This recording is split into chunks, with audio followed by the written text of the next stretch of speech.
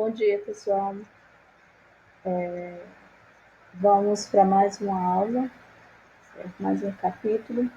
Hoje a gente vai retomar um pouco, falar sobre a Revolução Industrial, né, e vamos falar um pouco sobre a questão dos trabalhadores e sobre o socialismo, que nós já vimos um pouco.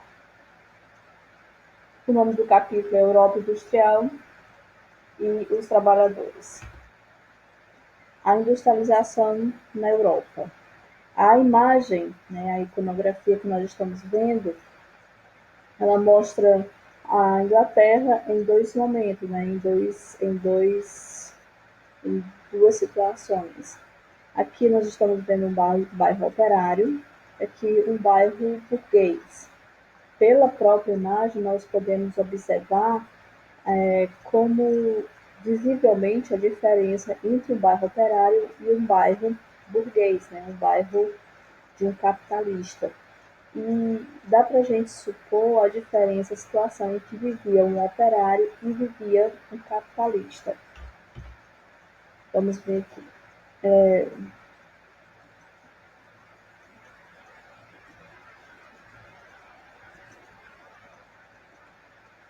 A Europa no século XIX era influenciada pelo liberalismo. O que é o liberalismo? O Estado ele não intervém na economia.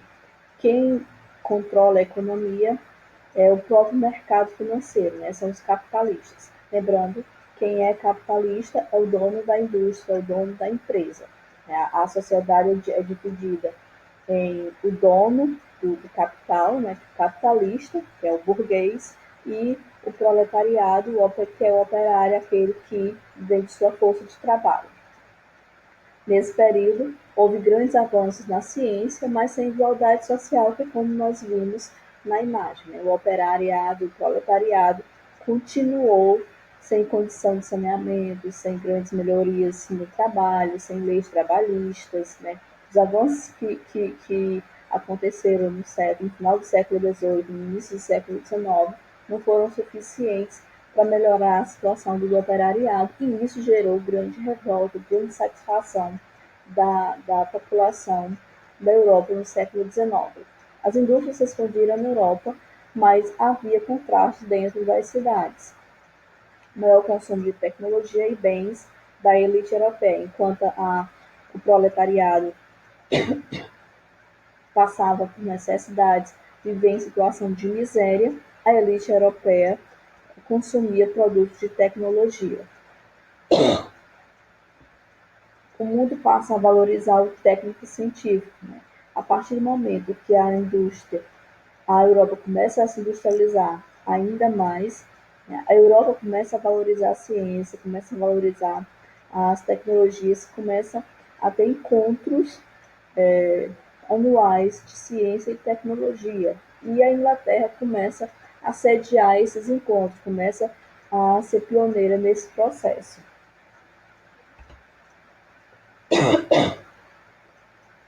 Teorias científicas do século XIX. Que teorias são essas? Essas teorias, elas são baseadas nas teorias para explicar o que antes a religião explicava. Né? E agora, com a valorização da ciência, né, da indústria, da tecnologia e da ciência, quem explica agora é a ciência. E como nós vimos no sexto ano, né, Charles Darwin entra aqui nesse cenário, a explicar, inclusive, teorias que nós vimos sobre a seleção natural, né, sobre a evolução das espécies. Nesse contexto, a ciência ficou livre para tentar explicar os fenômenos de acordo com os seus parâmetros, fenômenos que antes eram explicados pela religião. O naturalista francês, né, defendeu a ideia da transformação das espécies. Já Darwin defendeu a teoria da seleção natural. Né? Vou me deter aqui nessa teoria da seleção natural. Que teoria era essa? De acordo com Darwin, as espécies que mais se adaptaram ao ambiente, elas sobreviviam. Né? Não o mais forte, mas o que mais se adaptava ao ambiente, elas sobreviviam. Essa teoria de Darwin, ela foi utilizada mais tarde, não foi Darwin que disse, né, se apropriaram dessa teoria da seleção natural para criar uma outra teoria social, que foi o darwinismo social. O que fizeram? Se apropriaram dessa teoria da seleção natural, de que algumas espécies elas tinham uma vantagem em cima das outras, né? Eram, vamos dizer assim, especiais, e criaram a outra teoria dizendo que algumas raças eram melhores do que as outras, eram superiores do que as outras. E, e quais seriam essas raças? Raça ariana, raça branca, quer dizer, a raça europeia. E qual seria a raça inferior? A asiática, a americana, né, o índio, e o africano. Então, alguns pensadores do século XIX criaram essa teoria do darwinismo social para invadir, para colonizar principalmente o continente africano e o continente asiático e dizerem: não, nós somos superiores, nós estamos fazendo um favor para esses dois continentes, principalmente, porque nós somos superiores, nós somos civilizados, nós somos a raça que merecemos estar colonizando esses continentes, esses dois continentes principalmente. Nós já colonizamos o continente americano, então nós temos o direito, por raça, por sermos superiores, de estarmos aqui explorando e colonizando o continente africano e o continente asiático. Então, de acordo com essa teoria, existiam dois tipos de raças: a raça superior e a raça inferior. A raça branca superior e a raça negra, ou asiática, ou ameríndia, inferior. O darwinismo social acredita na premissa da existência de sociedades superiores às outras. Nessa condição, as que sobressaem física e intelectualmente devem e acabam por se tornar as governantes, no caso a europeia. Por outro lado, as outras menos aptas deixariam de existir porque não eram capazes de acompanhar a linha evolutiva da sociedade. Agora aqui a gente vai falar sobre o socialismo utópico e o socialismo científico. O que é o socialismo? Nós até já vimos falar no início do ano sobre o socialismo utópico e o socialismo científico, como nós falamos sobre o capitalismo. O capitalismo é aquele sistema de o principal objetivo é o lucro, né? Existe a propriedade privada, existe o capitalista, existe a burguesia, existe o proletariado. E se, por causa da grande exploração do trabalhador, das más condições de trabalho, da exploração em que o burguês, o capitalista, né, fazia em cima do trabalhador, das más condições em que a Inglaterra, a Europa toda se encontrava, né, da agitação social em que a Europa vivia, né, alguns teóricos, alguns pensadores, né, pensaram teorias, né, para que tentassem sair daquela situação. Né. Primeiramente, essa teoria foi chamada depois de socialismo utópico. O que é uma coisa utópica? Uma coisa real, uma coisa que imaginária. O que é uma coisa, por que imaginária? Porque do modo como eles pensaram, não poderia acontecer. Né? Acreditavam na transformação social através da livre iniciativa dos homens, da conscientização dos homens. Eles acreditavam que podia ter uma harmonia entre capitalista, entre burguesia e operariado, que tanto os capitalistas quanto os burgueses iriam entrar em consciência, em harmonia, iriam dividir os lucros de maneira pacífica. Né? E seria uma coisa irreal.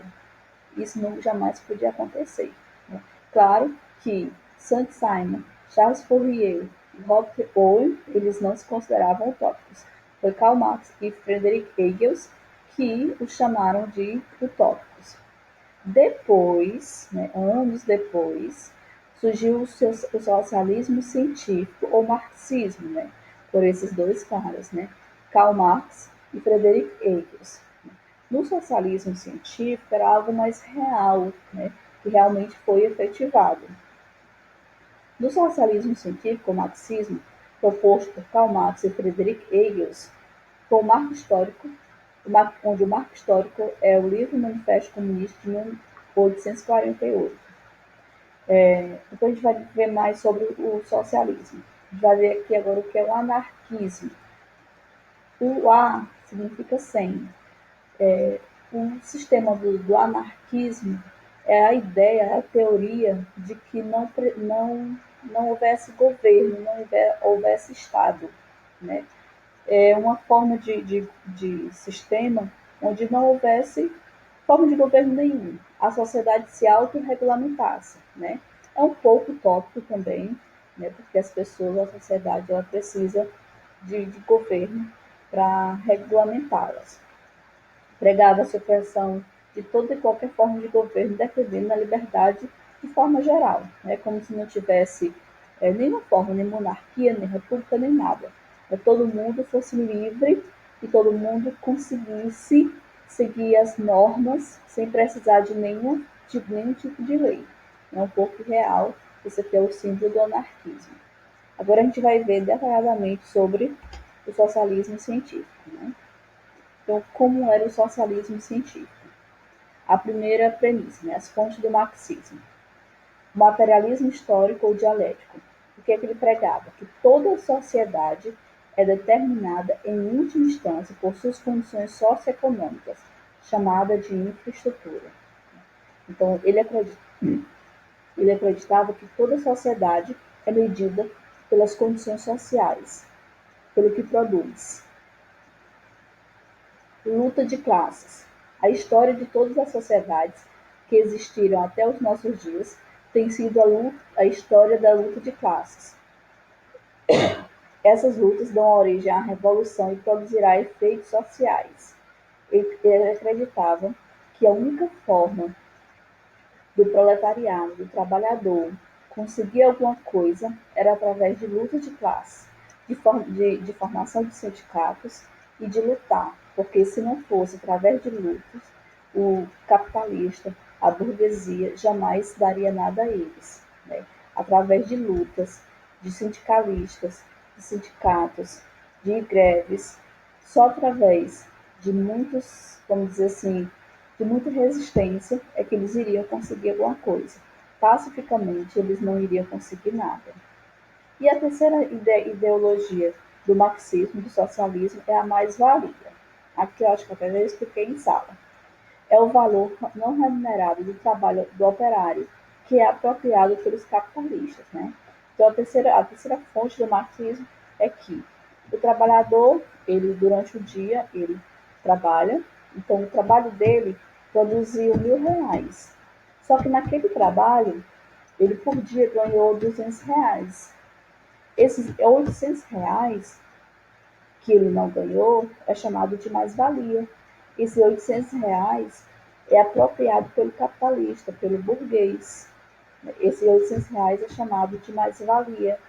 Esses R$ 800, né, deveria ser dividido entre o operariado, né, o operário, e o capitalista, isso no sistema comunista, né, isso no sistema marxista, no sistema socialista, aliás.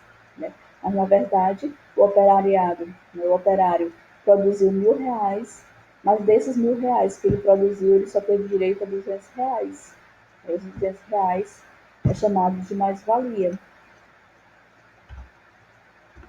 Só uma observação, porque muita gente confunde, existe uma diferença entre comunismo e socialismo, certo? Rapidamente, o socialismo, né, é anterior ao comunismo. Né? O socialismo é um sistema, é uma ideologia para se chegar ao comunismo. Né? Por exemplo, no socialismo ainda existe Estado, ainda existe forma de governo, ainda existe capital, ainda existe sociedades capitalistas. No comunismo, não. Então, para eu ter um governo comunista, eu tenho que passar primeiro por um sistema socialista. Eu não posso ter um governo comunista e capitalista. Então, existe diferença entre socialismo e comunismo. Não são a mesma coisa. Não vão nas redes sociais dizer que socialismo e comunismo são a mesma coisa. Não é a mesma coisa, certo? Para eu chegar ao governo comunista, eu tenho que passar pelo socialismo. Nem todo governo socialista é comunista, certo? Eu tenho governos socialistas que não são comunistas, ok? Então, até a próxima aula. Faça a atividade. Qualquer dúvida, vamos no grupo.